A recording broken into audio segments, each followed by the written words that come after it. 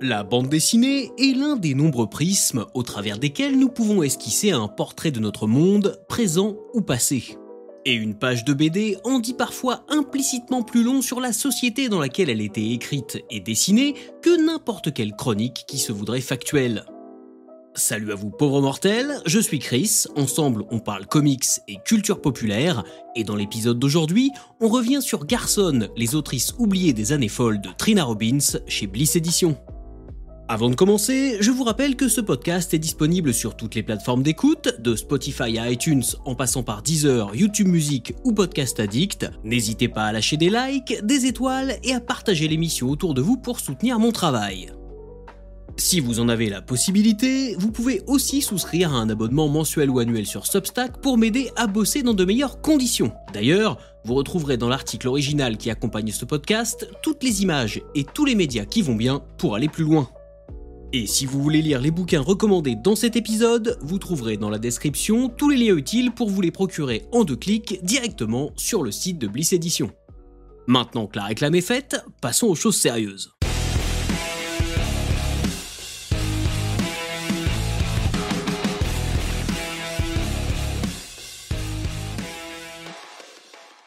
En tant qu'homme, je ne suis, de toute évidence, pas le mieux placé pour parler de la condition féminine. Mais en tant que lecteur, j'ai aussi pu constater par moi-même à maintes reprises que les femmes sont rarement au premier plan dans cette industrie. Évidemment, si je vous demande de me citer une scénariste ou une dessinatrice, vous serez sûrement capable de me parler brièvement de Gail Simone, Marie Séverin, Peach Momoko, Louise Simonson, Fiona Staples, Bill Quisevely, Kelly Sue DeConnick, Sarah Pikeli, Becky Cloonan, Amanda Conner, Anne Nocenti ou Nicolas Scott. Et ça serait déjà pas mal. Mais si on creuse un peu plus loin dans le temps, ça risque de devenir beaucoup plus compliqué, pour la simple et bonne raison que les autrices de bande dessinée ont longtemps été les grandes oubliées de l'histoire. C'était sans compter sur la démarche matrimoniale de Trina Robbins, elle-même autrice et détentrice de plusieurs Eisner Awards, qui a œuvré durant une grande partie de sa vie pour une plus grande reconnaissance du rôle des femmes dans le milieu de la bande dessinée. Créatrice de mode, dessinatrice, militante féministe, le parcours de Trina Robbins est aussi riche que surprenant. De son enfance dans une Amérique conservatrice jusqu'à son travail dans le comic book indépendant et sur le personnage de Wonder Woman, en passant par son aventure avec Jim Morrison, elle fait partie des figures influentes de la culture populaire au sens large. Je vous recommande d'ailleurs la lecture de sa passionnante autobiographie Last Girl Standing, témoignage sincère de la condition féminine dans les milieux artistiques des années 1960 et 1970, dans laquelle elle pratique autant la critique que l'autocritique, sans manquer de recul ni en profiter pour régler ses comptes. En 2020, Trina Robbins publie The Flapper Queens, Woman Cartoonist of the Jazz Age chez Fantagraphics aux États-Unis. Magnifique album à mi-chemin entre l'artbook et le livre d'histoire, traduit chez nous par Marie-Paul Noël pour Bliss Éditions, sous le titre de Garçon, les autrices oubliées des années folles. Dans cette anthologie, Robbins a compilé les planches et les strips de plusieurs créatrices du début du XXe siècle, pionnières du 9e art. Une entreprise titanesque consistant à retrouver les traces d'un passé méconnu dans des journaux et des magazines parus majoritairement dans les années 1920 et 1930, au lendemain de la Première Guerre mondiale. Cette période, que l'on nomme les années folles, marque un bouleversement social inédit et une restructuration des schémas établis par une nouvelle génération. La Grande Guerre, alors le conflit le plus meurtrier de l'histoire, a eu des conséquences inattendues, notamment pour les femmes. Contraintes de remplacer les hommes mobilisés dans les usines ou dans l'administration, une partie d'entre elles refusent de reprendre les rôles auxquels elles étaient cantonnées avant 1914. Dans les années 1920, un vent de libération souffle sur l'Europe et sur les États-Unis, où les femmes viennent d'obtenir le droit de vote, poussées par le jazz, le surréalisme, la mode et la publicité. C'est dans cette effervescence artistique et culturelle que naît la figure de la flapper, ou garçon en France, une jeune femme aux cheveux courts, émancipée et active, qui fume et assume sa sexualité. Être une garçonne, c'est donc à la fois une mode et un mode de vie, symbole d'une mutation qui effraie les conservateurs et fascine le public des cabarets, déjà envoûté par Joséphine Baker dansant le Charleston. Immortalisés à la une des magazines et par le cinéma, les flappers vont envahir un autre domaine bien particulier et en pleine expansion, celui de la bande dessinée américaine.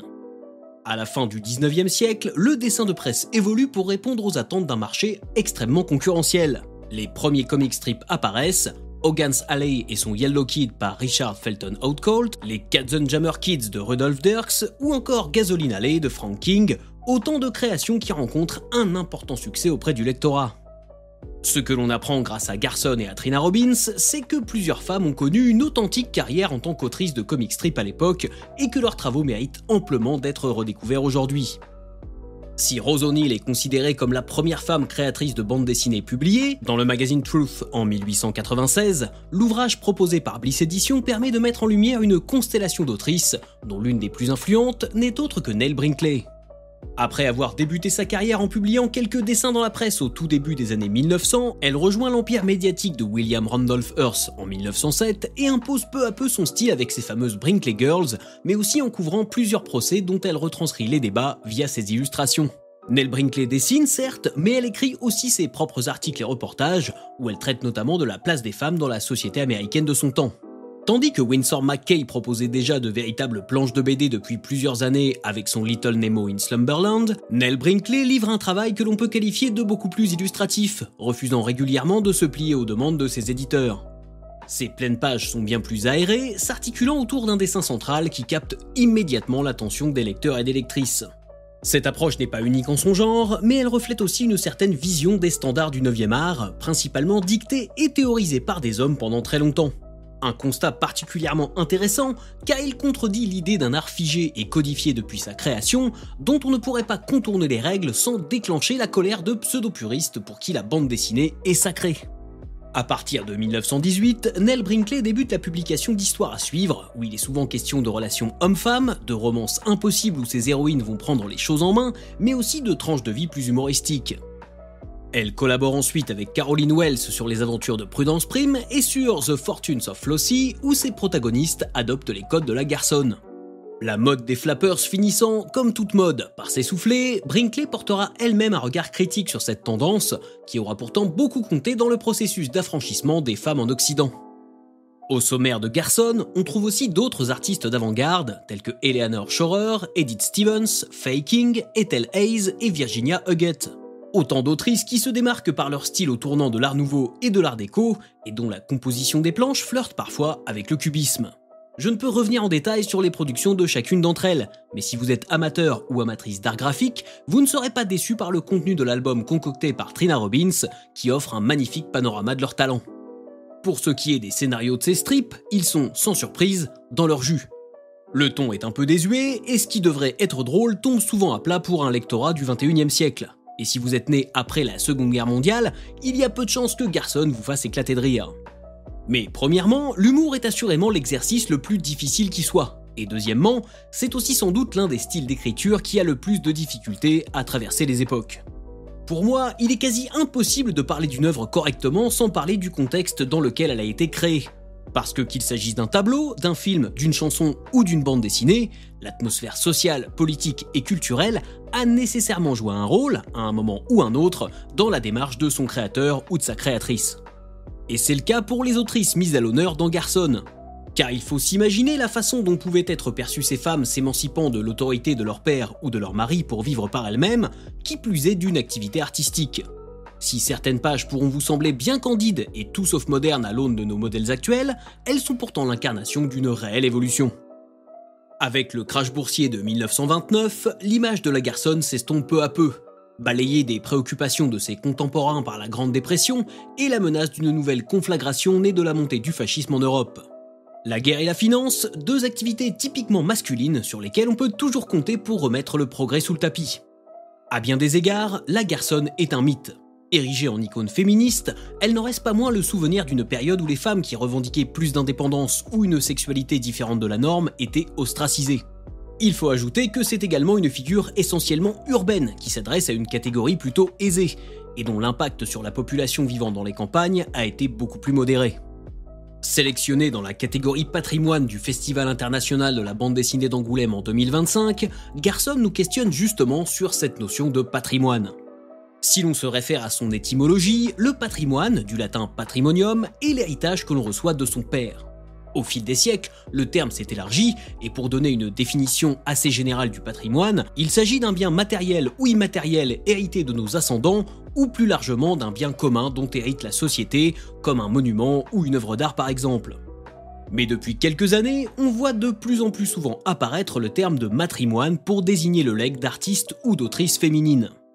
Utiliser ce terme de matrimoine, c'est peut-être du chipotage pour certains, mais c'est aussi souligner le rôle joué par des femmes dans notre culture populaire commune, un rôle qui a souvent été atténué, voire effacé par le temps et la négligence de chroniqueurs peu regardants.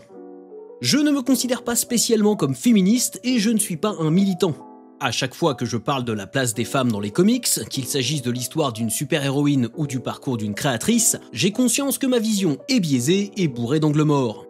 Mais, dans la démarche ontologique de prescription que je poursuis depuis une douzaine d'années maintenant, occulter un sujet sous prétexte que je ne le maîtrise pas parfaitement reviendrait à l'invisibiliser encore plus. Et si je pense qu'il est indispensable de préserver les œuvres de légende du comic book comme Richard Corben ou Alex Stott, eh bien c'est tout aussi vrai pour les travaux des autrices qui ont participé à construire ce qu'est la bande dessinée moderne de nos jours. Trina Robbins est décédée en 2024 à l'âge de 85 ans et elle laisse derrière elle une colossale entreprise qui fait d'elle l'une des plus importantes historiennes du 9e art. Voilà, j'espère que ça vous a plu, n'hésitez pas à me donner votre avis sur les réseaux sociaux, tous les liens utiles sont dans la description de l'épisode. Abonnez-vous sur les plateformes de podcast et partagez l'émission autour de vous. Moi je vous donne rendez-vous très bientôt sur Substack et évidemment jusqu'à la prochaine fois, je compte sur vous pour avoir de saines lectures.